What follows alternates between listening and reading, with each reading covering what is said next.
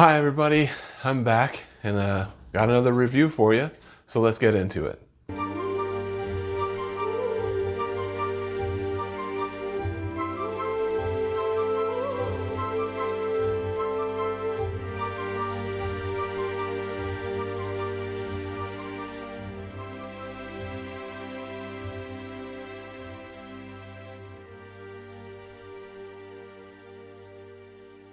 I know it's been a while and I do apologize for that, so hopefully you guys can forgive me.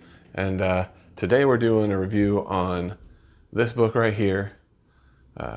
Finally getting into this series, The Dresden Files by Jim Butcher. And this is the first book, Stormfront. Now,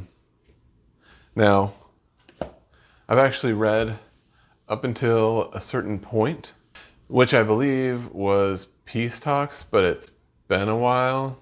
I mean, ever since that one came out, maybe? I don't even remember which one I ended up on, which is why I'm like super excited to get back into it. I do remember when I first read this series that the first couple of books felt like, I mean, I liked them at the time, but they weren't like, I wasn't exactly feeling them, I guess you could say, when I first read them. I think it was like the first two books. So Stormfront and Full Moon, or Fool, I don't know how, yeah. Anyways, Foolmoon. But when I first read those two books, I was like, all right, like I like it, it's decent, you know, whatever. But then I think once I hit like the third book, that seems to be like a thing where, because I know that in the Cradle series, the third book is where it really hit its stride for me. And I'll be talking about the fourth book soon because I've actually finished that one too. So can't wait to review that one. But Stormfront itself, I only slightly remembered it. It had been so long ago since I've read it. And getting back into it, it's weird. I actually enjoyed it more this time around. And I think that's due to the fact that I've already been introduced to Harry Dresden. I've already been introduced to like a lot of the other characters, and I'm already familiar with like who they become. And so rereading it, knowing the things that are going to happen in the future as well as I can remember them, because I tell you what, I have like one of the poorest memories in the world, and which is kind of nice because when I'm rereading it, I'm like, oh my gosh, that happened? Oh yeah, that's right, that happened. I can't wait to see what happens after that because it's all new to me again, practically. I mean, once I like saw it and read it, I was like, oh yeah, that did happen. So, but knowing who Harry Dresden becomes in the later books, like, it's easier to like look at who he is as a character then and be like, okay, I like understand like where he's coming from, where he's going to, and this character, while not as nuanced and I guess fully realized as he is, obviously, like, so like, you know, 15 books later or whatever, it's just, I mean, obviously he's going to be a little bit more mono and not stereo, I guess you could say. And so let's get into the plot and the characters. So the plot of this book is obviously, well, not obviously, you guys, if you've never read the Dresden Files before, it's about an adult wizard named Harry Dresden who looks into supernatural cases. He pretty much hires himself out as a detective. He also helps out the Chicago Police Department in their cases if they turn a little too supernatural or whatever. And in this one, he is called by the Chicago PD to investigate these murders. They don't really understand them and how they're happening, but obviously there's something crazy happening. I don't want to go into too much about like exactly the specifics on how these people are being murdered or anything like that, because then it gives away a little bit too much of the plot. But he is called to investigate, and Murphy, or Murph as he likes to call her. She is the one that heads the department that kind of takes care of the supernatural stuff within the Chicago PD. And that kind of becomes more important later because they grow as characters. So like in the first book, I would have to say like the true two big characters would be Harry Dresden and Murphy. And then you have like these other people that come into the picture. So Harry is called to look at these murders and he starts to investigate, and then you start to find out more about his backstory.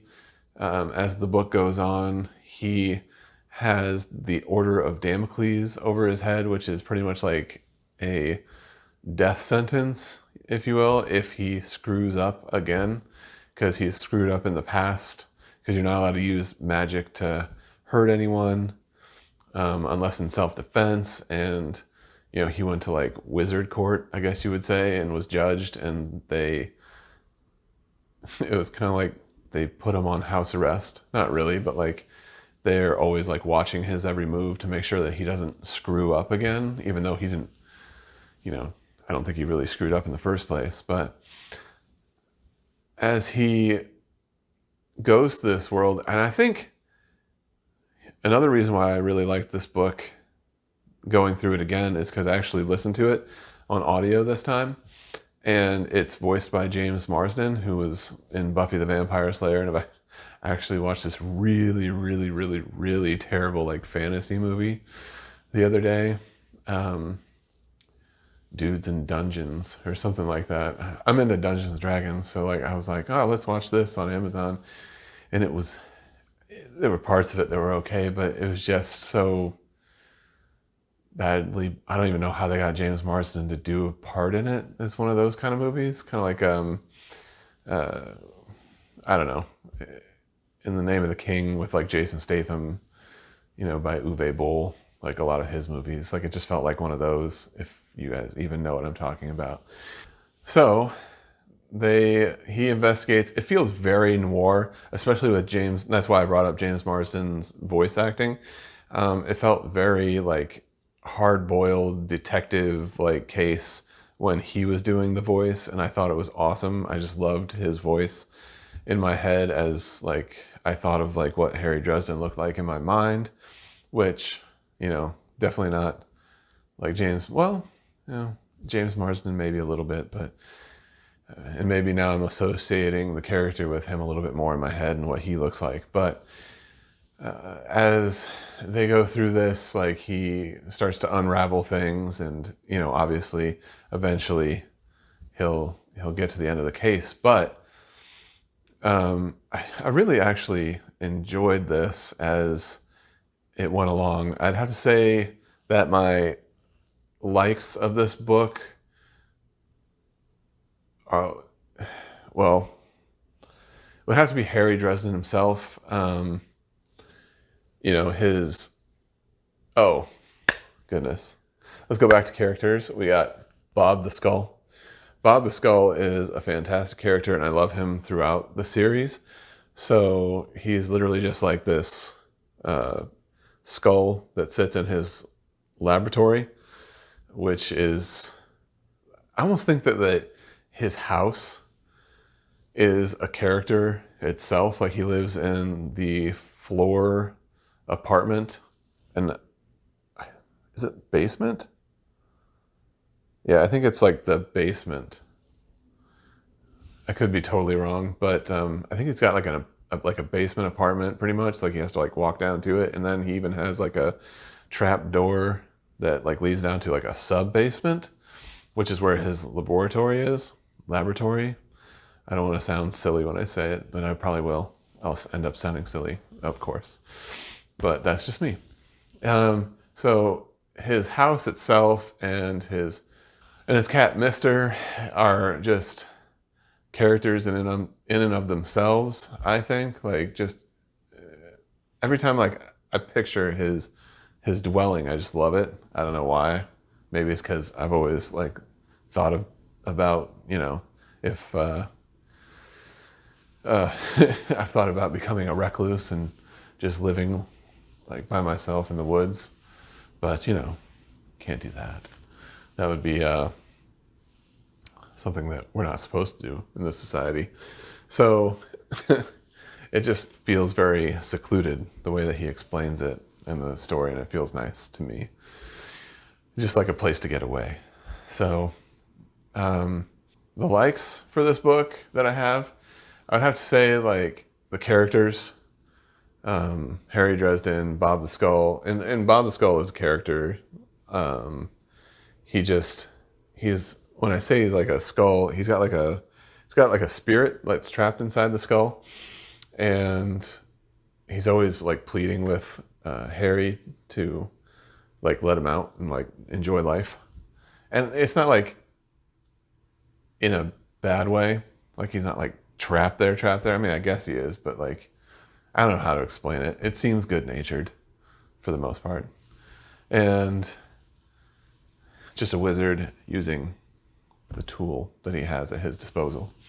So anyways, I really like the characters. I enjoy the plot of the book for the most part. I think that the plots for the book get like way better as it goes along. This is because I've read them that I'm able to actually say this with confidence, that like as you learn more about Harry Dresden and his world, the more richer it gets, the more like backstory you learn about everyone.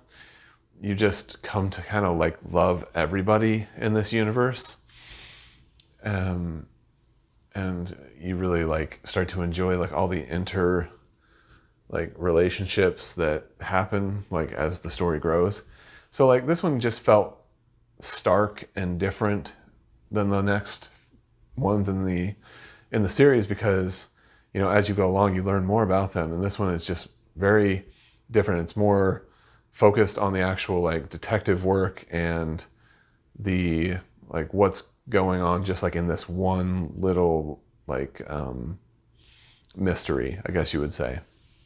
Whereas as you go along in the series, it becomes a little bit more focused on, you know, the characters' backstories and like how everybody is related to one another in one way or shape or form. I'm not like talking about like blood relations or anything like that. It's just like how everybody meshes together and things like that. So anyways, so I really like the characters, and I really like the actual plot for the most part.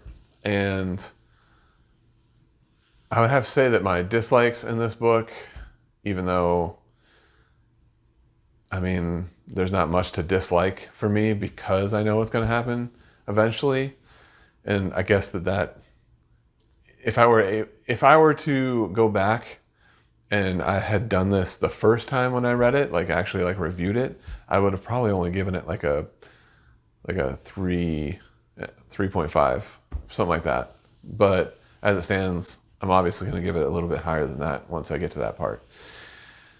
I'd say that the only thing that I disliked in this book would have to be the pacing, just a little bit, just barely. I know it's short, but at the same time, like, I think that there was a lot of time kind of spent too much on like the mystery and not enough on the characters.